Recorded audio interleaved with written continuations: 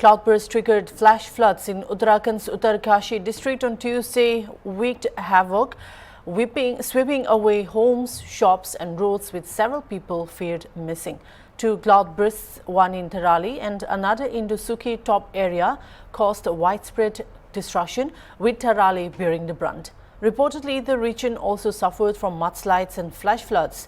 Rescue and relief efforts are ongoing, led by the Indian Army, Indo-Tibetan Border Police, National Disaster Response Force and State Disaster Response Force. Well, over 130 people have been rescued so far, according to the Uttarakhand government officials. The State Emergency Operations Center is in constant touch with the district magistrate and SSP.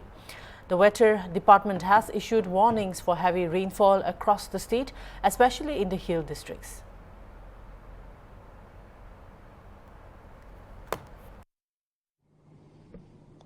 Uttarakhand प्रतिवर्ष इन दुर्घटनाओं से दो चार होता है, face करनी पड़ती हैं क्लाउड बर्स्ट की घटनाएं, प्राकृतिक घटनाएं हैं।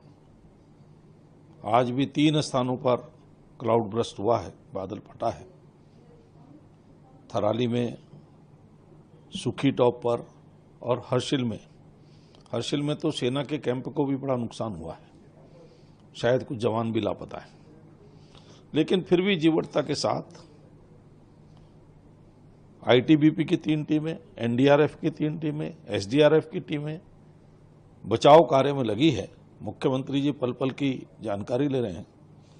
माननीय प्रधानमंत्री, माननीय गृह मंत्री जी ने भी जानकारी ली है और अपनी संवेदना व्यक्त की है।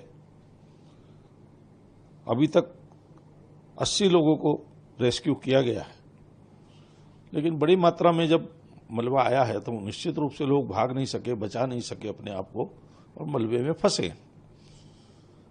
खराब मौसम और रात्रि होने के कारण रेस्क्यू ऑपरेशन में कुछ बाधा भी आई है। मुझे लगता है उसके कारण रेस्क्यू कुछ धीरे चलेगा या लेट चलेगा तो उसका भी नुकसान होगा। लेकिन फिर भी जितना भी हम जान और माल बचा सकते हैं, सरकार की पूरी कोशिश है। सेना के साथ लगातार संपर्क है। केंद्र से भी जिस प्रकार की भी सहायता की आवश्यकता है, केंद्र तुरंत सहायता दे रहा है। मुख्यमंत्री जी लगे हैं, अधिकारी लगे हैं।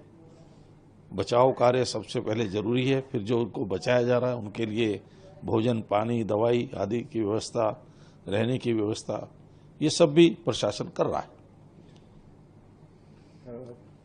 लोगों के लिए क्या जो अभी इस दुखद घटना पर मेरी लोगों से यही अपील है कि वे धैर्य बनाए रखें और लोगों के जो फंसे हैं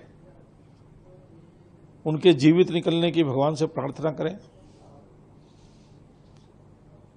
जिनकी इसमें मृत्यु हो गई उनके प्रति संवेदना व्यक्त करते हैं। हम परमपिता परमेश्वर से प्रार्थना करते हैं कि उनको अपने श्री चरणों में स्थान दे और सरकार भी उन परिवारों के साथ पूरी तरह संवेदनशीलता के साथ अपनी संवेदना व्यक्त करती है। हम भी अपनी संवेदना व्यक्त करते हैं, क्योंकि प्राकृतिक आपदा है, कोई कुछ इसमें कर नहीं सकता। इसमें केवल बाद में बचाव कार्य ही किए जा सकते हैं।